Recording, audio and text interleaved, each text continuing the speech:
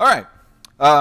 We are going to first begin finishing up the discussion on the plagues before we move into the Red Sea incident. So, you grabbing the mic there, Kelly? Is that what you're doing? All right, very good. Now, there's a few things that I want to make sure that we take note of before we leave the whole discussion about the plagues. And really, most of that discussion can come back to something that's said back in Exodus chapter 4. So if we go back to Exodus chapter 4, and remember here, we're in the very beginning of this whole narrative. This is during the part where Moses is being sent back to Pharaoh, sent back to lead the people out. In Exodus chapter 4, verse 21, the Lord said to Moses, "When you go back to Egypt, see that you do before Pharaoh all the miracles that I have put in your power. But I will harden his heart, so that he will not let the people go. Then you shall say to Pharaoh, 'Thus says the Lord, Israel is my firstborn son. And I say to you, let my son go, that he may serve me. If you refuse to let him go, behold, I will kill your firstborn son.'" So there's a couple ideas just from these verses that I want to bring out. First of all, when you go through the plagues, you have this phrase that gets repeated over and again, coming back to this, where God says that he will do what concerning Pharaoh? All right, he says, "I will harden your heart." And so you then read and you go through the various plagues because this happens. So let's see. Let's just, I don't see exactly where it is. I see that Pharaoh's heart remained hardened in chapter 7. But you go into chapter 8. In verse 15, when Pharaoh saw there was a respite, he, that is Pharaoh, hardened his heart and would not listen to them, just like the Lord had said. Then verse 19, Pharaoh's heart was hardened. And this is the difference between active and passive voice for you grammarians, right? Whether it's doing the action, Pharaoh hardens his heart, or his heart is being hardened by something else, and that something else obviously is God. Further down then, let's see, verse 32, Pharaoh hardened his heart, this time also did not let the people go. Chapter 9, verse 7, the heart of Pharaoh was hardened, he did not let the people go. Verse 12, the Lord hardened the heart of Pharaoh. He did not listen to them. Then you get further down, verse 35, the heart of Pharaoh was hardened. He did not let the people of Israel go, just as the Lord had spoken through Moses. Verse 20, the Lord hardened Pharaoh's heart. So are y'all seeing a pattern here? Verse 27, the Lord hardened Pharaoh's heart. They're in chapter 10. What's the issue, though?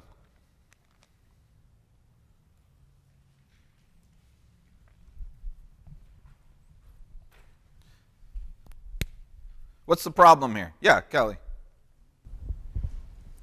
It seems like it goes against free will, that Pharaoh doesn't have a choice to do the right thing here. His heart's getting hardened by God. Okay, sometimes it says the Lord hardened his heart, right? That's what God is doing.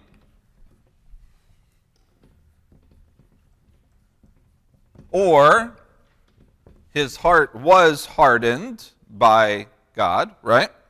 But is that what it says every time? What else does it say?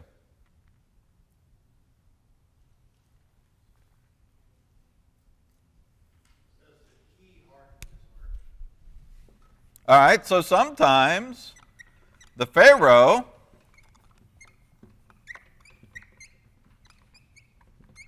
hardened his own heart.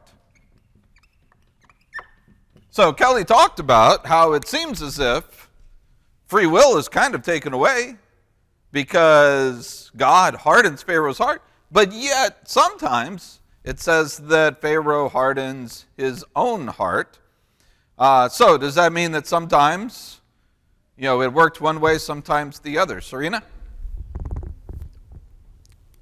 Would God be able to harden Pharaoh's heart if it wasn't available to be hardened? In other words, if Pharaoh wasn't already thinking about hardening his heart, would God be able to do it? To answer that question, I think it will be answered before the discussion is over. And maybe that's your way of answering it. Was it really free will being taken away is what I'm thinking. All right, the question was, is it really free will being taken away? And we'll get into that. Yes, absolutely. But I want to make sure, though, that we have this discussion. What's the difference here? Why is there a difference? Is it sometimes that God does it, but sometimes Pharaoh does it? Or is this just a contradiction that, they kind of flip-flop and the writer didn't realize that sometimes he was writing one thing and then messed it up sometimes with the other? What's going on here? Yeah, Dale, when the mic gets over to you, it's making its way over. All right, go ahead, Dale. Could it mean that the Lord allowed for Pharaoh's heart to be hardened? In other words, he was giving Pharaoh free will. Okay, and that goes to what Serena was saying, that, yeah, maybe free will's there, but you can't get around this. It very specifically says that God does this. You got Bruce in the back. So we have to come to terms with the fact that half the time it says that Pharaoh's heart was hardened, some outside force, and very explicitly sometimes the Lord hardened his heart. Bruce? Yeah, there's a passage that says when Christ was being crucified that apparently he said to Pilate that you would have no authority except if it were not given to you. And this is kind of similar in the fact that Pharaoh's heart would not have been hardened if it had not been allowed by the Lord. Okay, so there certainly has to be some kind of an allowance, obviously, that's given. Any other thoughts? Yeah, Dave, Mike is making its way to you. All right, go ahead, Dave. Here's a thought. The Lord knew the heart of Pharaoh, and he knew that God knew if he took certain steps or said certain things, how Pharaoh would react to that. And so from that standpoint, the Lord hardened his heart by doing those things. He knew what Pharaoh's reaction was going to be because of the proud nature of his heart, the rebellious nature of his heart. And so in that sense, God hardened his heart, but that doesn't say it was overcoming the will of Pharaoh. So, yeah, and I think now we're getting to the heart of what it is that's under discussion here. When Sean and Ben were younger, and Jonathan was just, toddler probably level at this point, 2-3 years old, I was out throwing, probably not a full baseball, probably like, tennis or a wiffle ball or something like that in the backyard to Sean and Ben, and they were taking their shots. And then they were done, and Jonathan picked up the bat like any toddler who is watching the others is wont to do, and he stands up like he's going to take his turn. There's no way he's going to do this. So I pitched him a couple, and his swing, he would swing the bat at the same spot, at the same speed, every single time. He didn't have the skill set to react to where the ball was, or he'd just get up and swing. Interestingly enough, Jonathan hit more balls that night than either of his brothers did. How is that possible? Because I knew exactly where his bat was going to be, at exactly the moment his bat was going to be there, and I made sure that that ball was in that spot every single time that he swung. And he just kept knocking those things, right? Now, who was it that was instrumental in making sure that Jonathan was hitting the ball? Me? All by myself? No, if he doesn't swing the bat and do what he does he hit any of those things? If he's not consistent and predictable based on the way that he acts, could he have hit as many balls that night? No. It's me knowing exactly how he acts and what he does and how he does it that was able to make sure that he hit the ball, a whole bunch. And, being a little kid, loving it, he just kept doing it over and over until you're sick of it, right? Y'all remember those days. So that I think is what's happening right here. All right, and this is what Dave was explaining just a second ago. God is lobbing this ball right at the exact sweet spot in order to get the outcome that he wants without, in any way, shape, or form, taking away the free will of Pharaoh. He just simply knows exactly how Pharaoh's going to act, when he's going to act that way, and what he's going to do when the moment shows itself.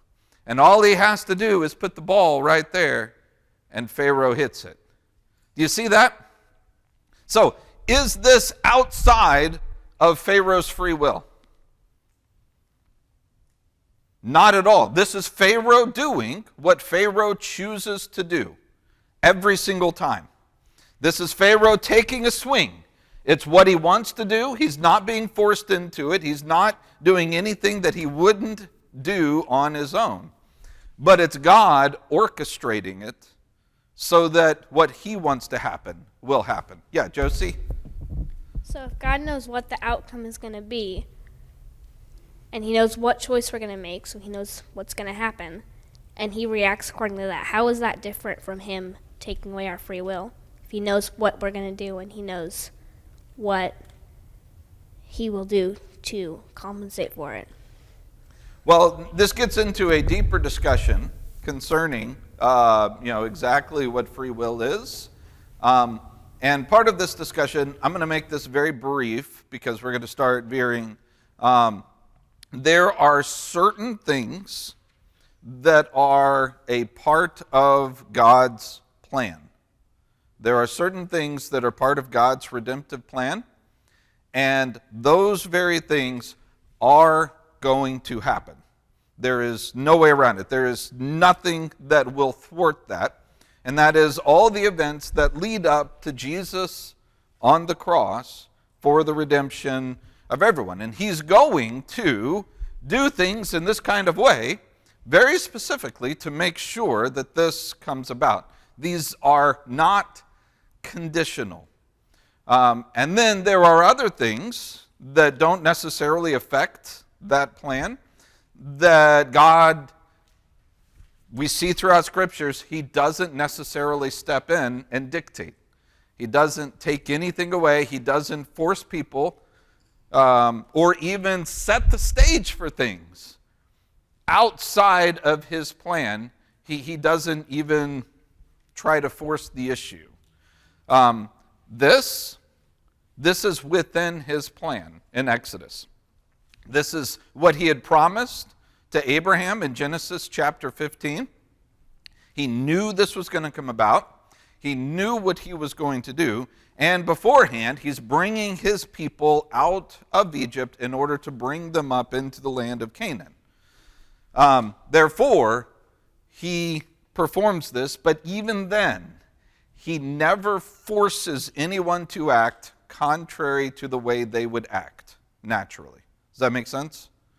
He is not turning Pharaoh into a robot saying, I need you to do this, therefore let me force this. He will always work within the confines of how somebody will or will not act naturally themselves. So he works within free will, but he does so in order to bring about, very specifically, his plan that he has. Yeah, Bruce has had a hand up. Or Bruce, you can walk over to that back mic too. I mean, that's always an option for you. But Kelly needs to get his steps in, so. Yeah, it's very similar to what I do back here. I facilitate the speakers and the people who are doing the service.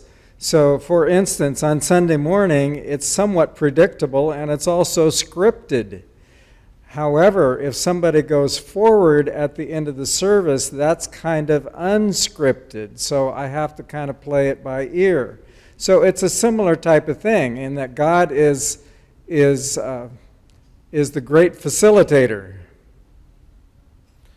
All right, very good. And you're saying as far as putting into place which mics are live, when things go, how, and everything, knowing who will be speaking when and doing what when, so that it all works out the way that it should.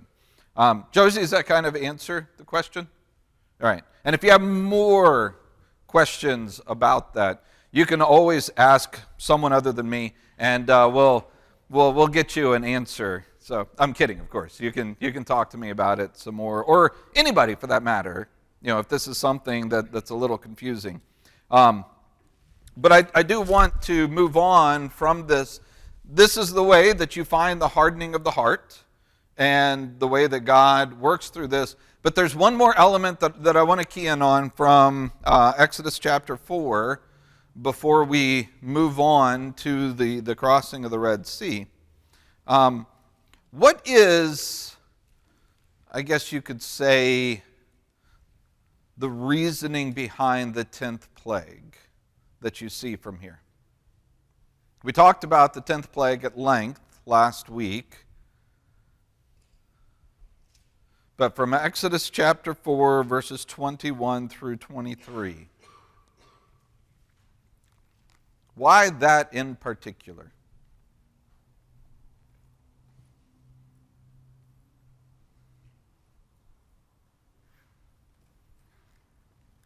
First of all, what was the 10th plague? Maybe that'll help refresh your memory. All right, the death of the firstborn throughout all the land of Egypt, especially whose firstborn? Pharaoh's. All right, so why that?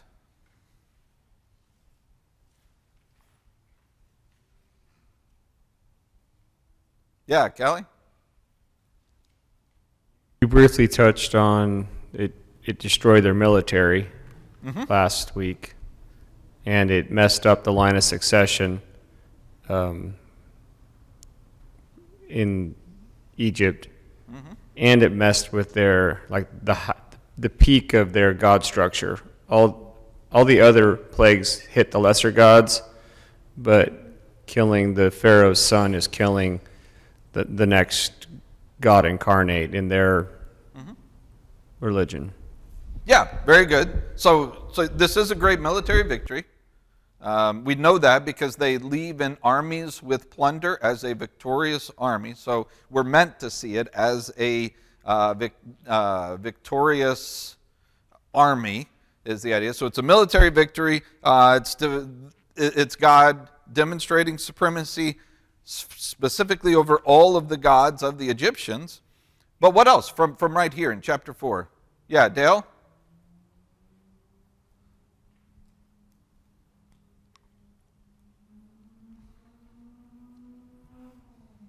God refers to Israel as his firstborn. And so, tit for tat, maybe, I don't, equal treatment. Okay. Why? What did Pharaoh do to Israel? Took away all their sons. And by what?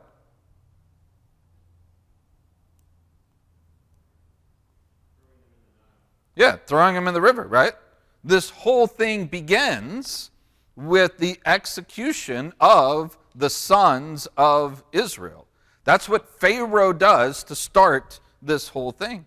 And the way that he is treating Israel and doing that to Israel's sons, God calls Israel, as Dale says, his firstborn. Israel is God's firstborn. That's the relationship that he has established, the way that he's looking at this.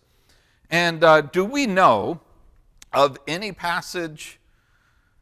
Oh man, we're going to have to really rack our brains here. Some place where there might be a carryover that if somebody does something to God's people, how's God going to react? Boy, this one's a hard one, isn't it?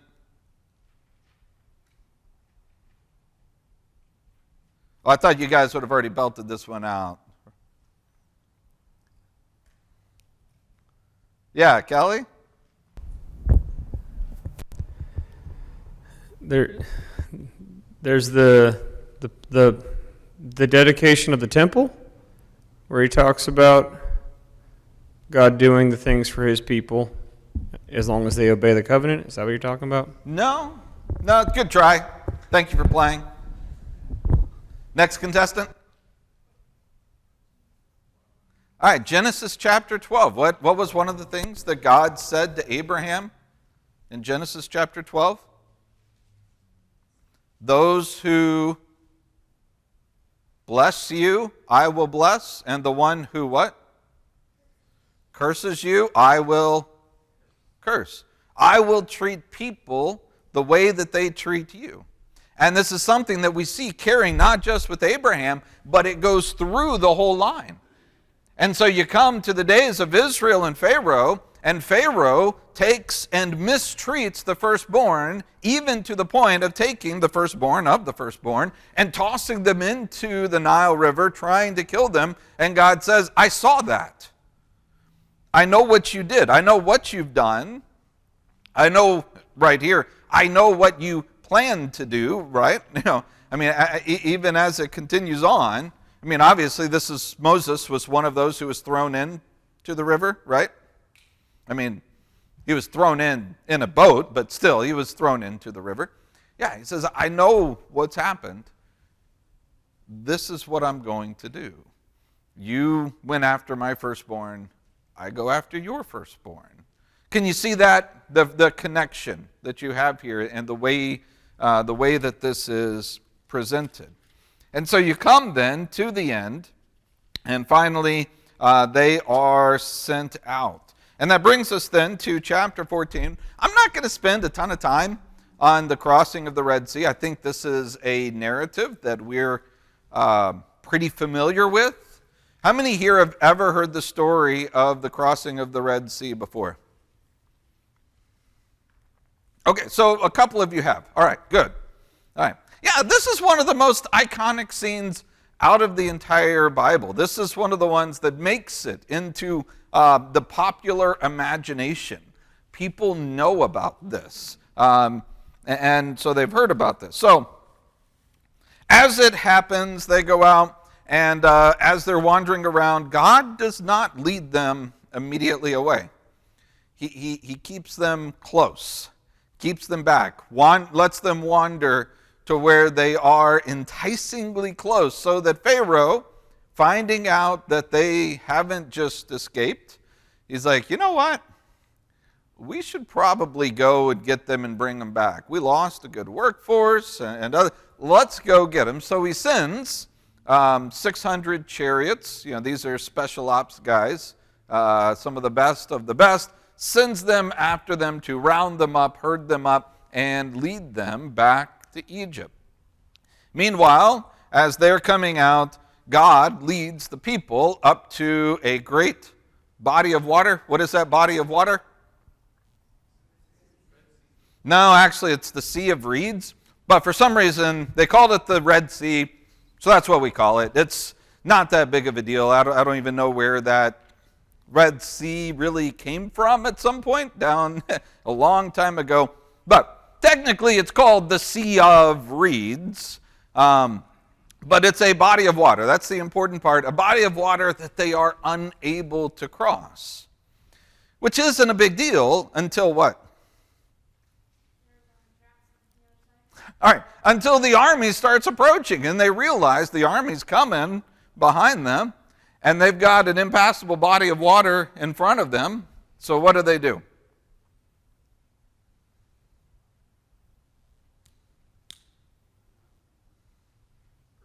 They grumble. The woe is me, right? What are we going to do? And even Moses, it's like, what's going on? And God, tells them, put the staff out over the water, and there's a wind that comes and separates the waters, dries the ground even, so that they're able to walk across on dry ground. The pillar that's before them moves to the back. By the way, what time of the day does the Red Sea crossing happen?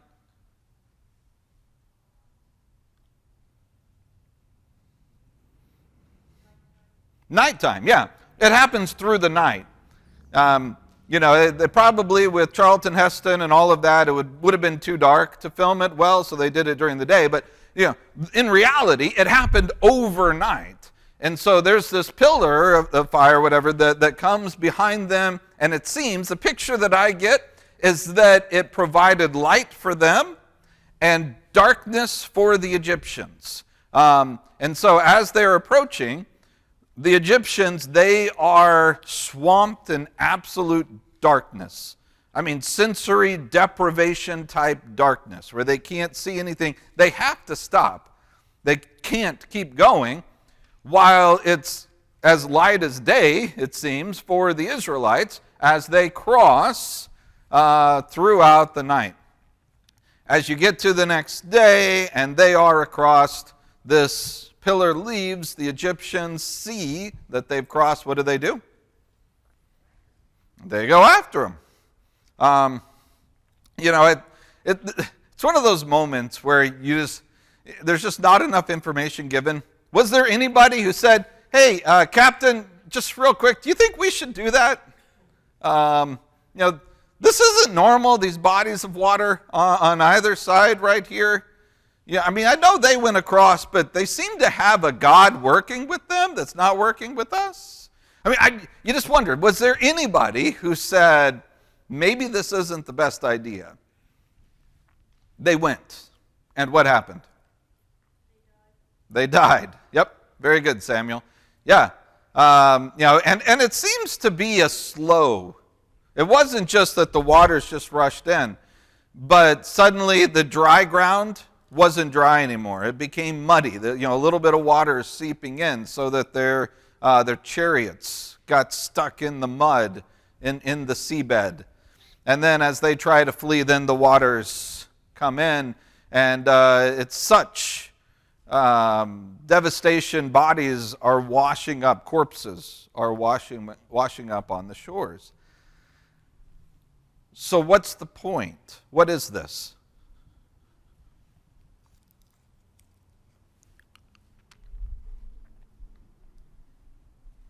Yeah, Bruce?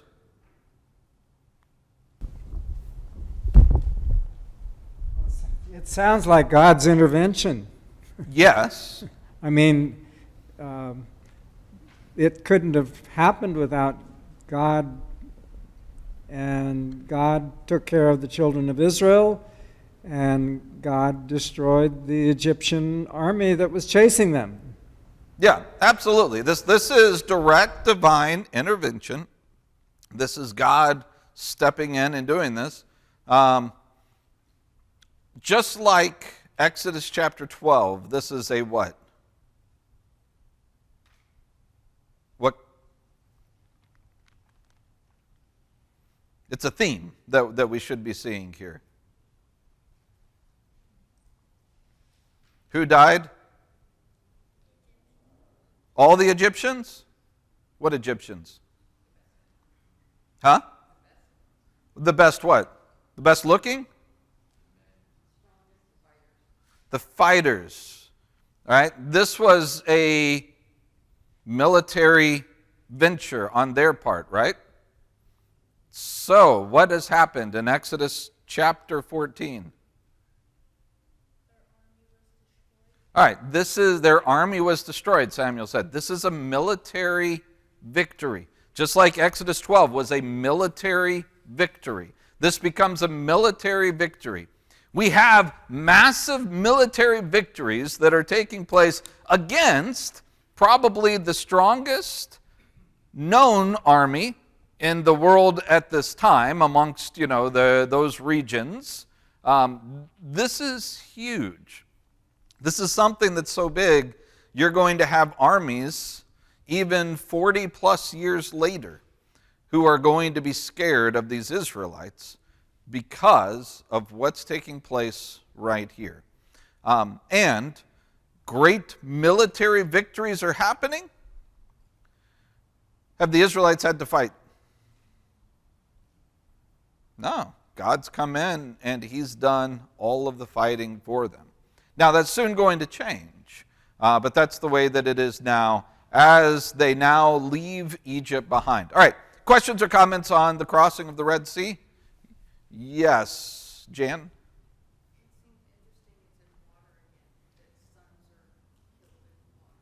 Okay, that's a very good comment, so go ahead, let her repeat that into the microphone. That sons were killed in water, so the Egyptian men were killed like they were killing the Israelite men in water. Yeah, I really like that picture. I hadn't considered that before, but that's a really interesting picture, that it begins with the Israelites being thrown into and dying in water in the Nile River at the very beginning. And remember, the point was, you don't even have to guess, it says, that this is going to be the future people who are going to rise up. Thus the potential military fighters are the ones that are being thrown into the river. It ends with the fighters of Egypt drowning in water. I appreciate that. That's a good before and after inclusio-ish type of picture. Very good. Anybody else? Comments or questions on the Red Sea narrative? Go ahead, Serena. Well, they were also, they were afraid of the Israelite boys growing up to fight against them and overcoming them, and so they threw them in the water. And it wasn't the Israelite boys that overcame them; it was God that overcame them. So it's kind of not only God's revenge, but it's also kind of, a way of telling Egypt, you didn't have to do that. Yeah. God is bigger than whatever your plans are. Yeah, very good. And their fear was, the fighting men who don't actually do any of the fighting itself. All right, very good. Yeah, great comments. Lorraine. It's coming. It's almost there. There we go. Is there a connection here between salvation and baptism? I think you could make draw those types of connections. Serving as a type to some degree. They are saved through water because they literally go through. Although they don't really come into contact. But that's the way that a lot of the types work, is that you really just kind of need a loose connection that you would never see until later looking back, and you say, oh, all right, I can see this. I can see how a connection is there. You just need to be careful not to push things too far in those types of scenarios. But yes, I think salvation through water is definitely something we can see here. All right, as we move forward, I'm not going to spend a ton of time in the testing narratives because I have already preached through those extensively. And so we've looked at how God provides water for them. First, cleanses water that is undrinkable, provides manna, they come out, there's the manna, the introduction of the Sabbath takes place during this time. The first time that you have them, on the seventh day, the sixth day, they're supposed to gather twice as much, so on the seventh day, they don't come out together. You have water that comes from Moses striking a rock in chapter 17. What we didn't talk about when I talked about the testing narratives was the attack of the Amalekites. And this becomes kind of an important theme moving forward. As they are making their way, they're following God's leadership, and we know where they're going, right? Is it a spoiler right now if I were to tell you where they're headed? Is that a problem? Okay, they're headed to Mount Sinai, is where God is taking them. As they're on their way, the people of Amalek rise up in order to kind of prevent them from getting there. And so you see this. Amalek came out to fight against Israel. And this is the first time where they actually have to fight themselves. Joshua leads them out in the battle. And they're victorious because Joshua has such a great command on strategy and skill. And these servants are well trained with the sword. And they overcome them, right? How are they victorious? Y'all remember this story? Yeah, Isaac. So, Hey, Isaac, just talk like you're making a normal comment. He'll pick it up. You don't have to talk into the mic. Moses was sitting on a rock on a hill, and Aaron and Hur held his arms up. Yep. And as long as Moses held his arms up, they won. If he dropped his arms, they started losing. Yeah, who was helping him, did you say? Aaron and Hur. Aaron and who? Hur. Yeah, who? What's her name? What? No, okay, yeah. You know, if you're acting out this scenario with somebody else, you can have a great, a who's on first moment that you can play on this. I've done that before, yes. Nick Sawyers and I have. Yeah, it's one of my favorite just throwaway jokes, and you set yourself up so great for it. I appreciate that. Thank you, Isaac. But yeah, Isaac, he tells exactly what happens here. There's a staff that he has to hold up. I saw Lorraine a second ago. She acted it out. She did the raise the roof, right there. So, but there's a staff. Moses had to hold it above his head. And as long as it was up there, what was going on? They were winning. What happened when it came down? They were losing. How many of y'all have tried to hold up a staff for hours on end over your head before? Yeah, Kelly, is that easy? No, it's one of the unique things that the drill sergeants in the Army do when they're mad at you.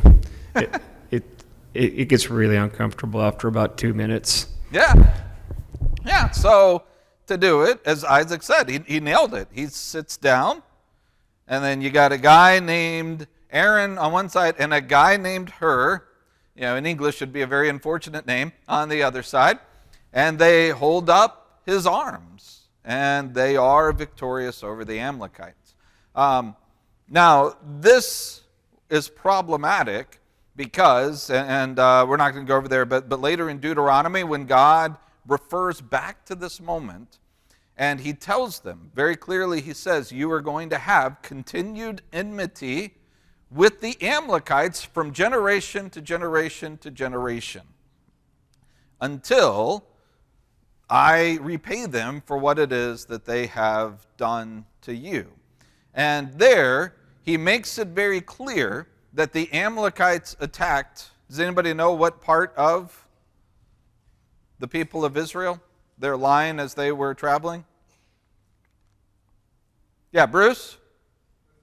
Was it the east side? No? Jordan? East side of the Jordan? No, I'm talking right here, and it doesn't tell us here in Exodus 17, but in Deuteronomy it does. What part of them did the Amalekites attack? Anybody remember? Well, it was they attacked the rear of Israel. If you've got, and I heard Jeff talking about how many people this morning, 1 million plus maybe 1.5 million people or so. If you've got that large of a group that's moving, who's going to be at the end of that grouping? Huh? All right, the elderly and the families who have little kids, right? The ones who have to make the frequent stops, can't travel as fast, they just kind of gravitate towards the end. The ones who are the most helpless, very pointedly, those are the ones the Amalekites pointed out and attacked. And that made God a little upset. And so he made this decree. They would be enemies for generation to generation until at some point Israel would bring the end to the Amalekites. All right, so we move forward, and now we get into the really important part. You come to Exodus chapter 19. And this is when Israel finally arrives at what place? Mount Sinai. What's another name for Sinai? All right, Mount Horeb, sometimes called the mountain of God. You know, all of these names are names that are used for Mount Sinai. And let's see. Verse 3, chapter 19, Exodus 19, verse 3. Moses went up the mountain to God. The Lord called to him from the mountain, "This is what you must say to the house of Jacob, and explain to the Israelites, you've seen what I did to the Egyptians, how I carried you on eagle's wings and brought you to myself. Now if you will carefully listen to me, keep my covenant, you will be my own possession out of all the peoples, although the whole earth is mine.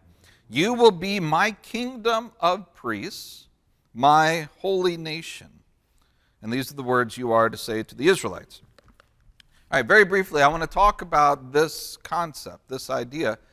What does it mean for God to say, you are my special people, you're going to be a kingdom of priests, you will be a holy nation?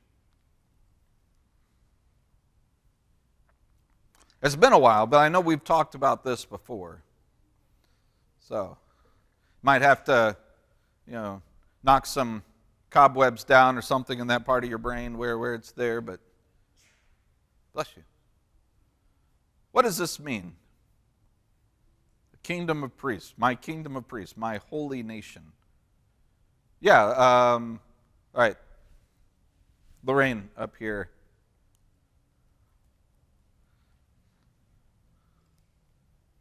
Yeah, go ahead, Lorraine. It's ruled by a king, the rule of the king. Okay. In this case, God. Yes. Priests are the servants that offer service. And the holy nation means it's set apart. Okay. All right, very good. So defining some of the terms here, the fact they are a kingdom, which is very important because up until now, they've just simply been a group of people with separate family ties going back to a guy named Jacob or Israel, right? And God says, no, you're going to be a kingdom united together. I will be your king. Let's talk about priests. What does a priest do?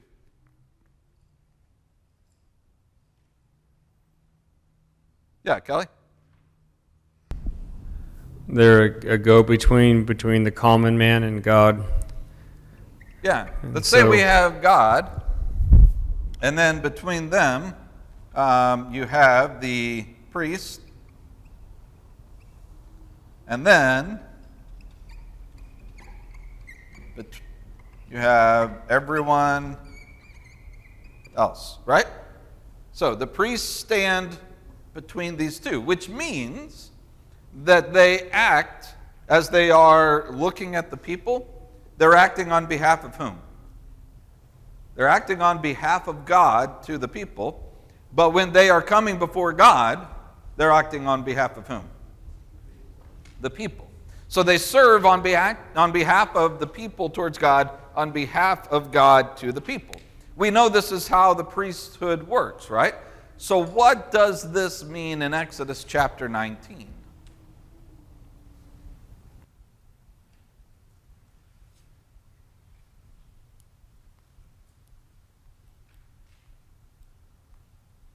Yes, Serena? Is it the fulfillment of the promise to Israel As far as the nation? okay, yes, from what we were saying just a second ago, that they're becoming a kingdom, yes, and we'll talk about how that is a fulfillment of Genesis chapter 12. But I do want to just hone in on this idea of priests. Yeah, Kelly? With your definition just now, when the world saw Israel, they should see God, and then from their minds, if when the other way is true, that if a blessing needs to come to the people or interaction needs to go to the rest of the world, it goes through them, which kind of gets back to your Galatians funnel thing, but It kind of does, yeah, from the other class, yeah. God has a covenant relationship with whom? With whom? Who's them? Sorry. All right, with Israel. Is that it?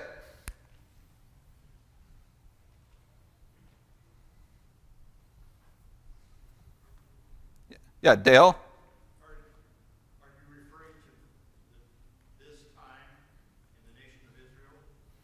All time. Dale asked, am I referring to specifically this time in the nation of Israel as far as a covenant? And my answer is all time. Who does he have a covenant with? As God's people in the New Testament arrangement under Christ, Peter refers to the house of God as a holy nation, kingdom, and a holy priesthood. God's special people. Yep. Yeah, 1 Peter chapter 2. This Exodus 19 is directly quoted in 1 Peter chapter 2 to bring up the same idea. John? That was my point, yeah. All right, very good. All right, so you guys are thinking alike there. All right, yeah, Kelly? He's got a covenant with every living person from a couple different places. Yeah. Noah, that he'd never again destroy the earth by water.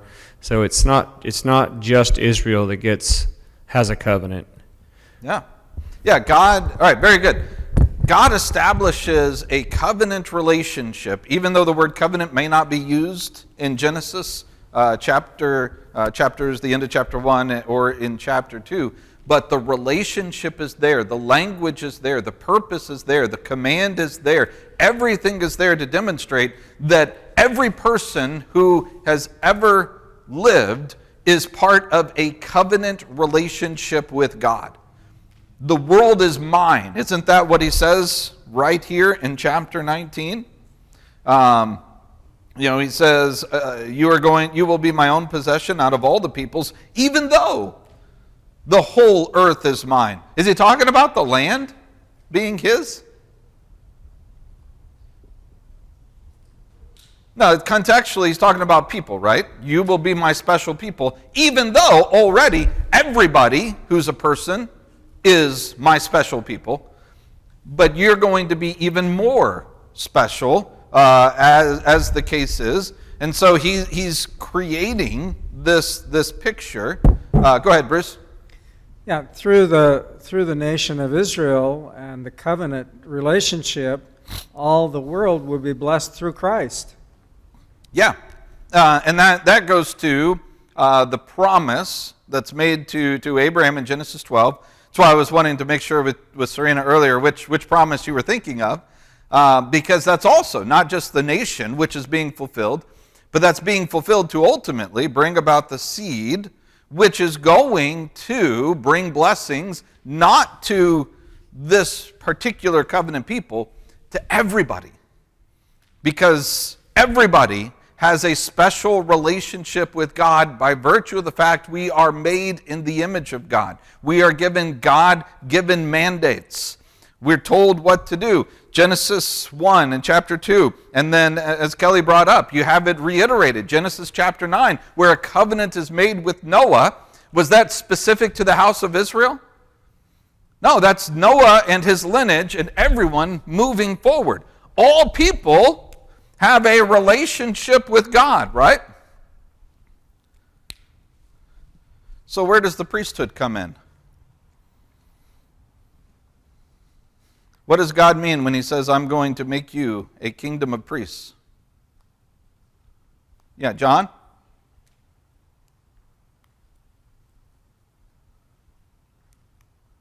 Yeah, go ahead. Dovetails off of what Dale was saying a while ago. And I think we were talking about this in the 3rd chapter of Galatians the other day, where Paul says, if it wasn't for you, I never would have come to a realization that we are a nation of priests today and all can come into Christ and be saved. That's my version of it. Okay. And it was because of Israel being instated, Christ was able to create a nation of priests. And so it was through Israel, it was through the promise of these people that Moses was leading up to this mountain. And God said, I will make a nation of priests. May not have been them, because that kind of contradicts, the whole priesthood, of lineage of, I'll get mixed up with the names there. You know what I'm referring to? Yeah, you go into the Hebrews discussion. But specifically, it was because they were set up, God would create that priesthood, nation of priesthood, through them. They would come through Christ. And yeah, let's make sure we're not carrying one thing over into another, and I guess we'll talk about that in a second. I'm running out of time. Let me just jump right to the point. The priesthood is the nation of Israel. The nation of Israel is a priest. It serves as the priest for the other nations. This is the way that God is creating it, that you have all the people of the world, and between them and God, God says, I'm establishing you, Israel, as the priest between me and the rest of the world. Now, what do we know about priests from the law of Moses? If you're going to have priests, and by the way, see how this follows the law of Moses? And this is what I was saying with John, be careful not to carry one into the other. These are two separate ideas. But in the priesthood, you had the high priest, the house of Aaron, right? Over here. And then the rest of the priests. So we have the rest of them. And then you had who? Well, the rest of Israel, right? Everyone else.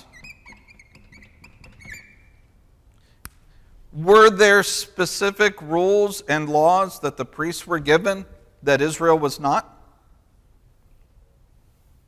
Yes. Yes. Why? To set them apart.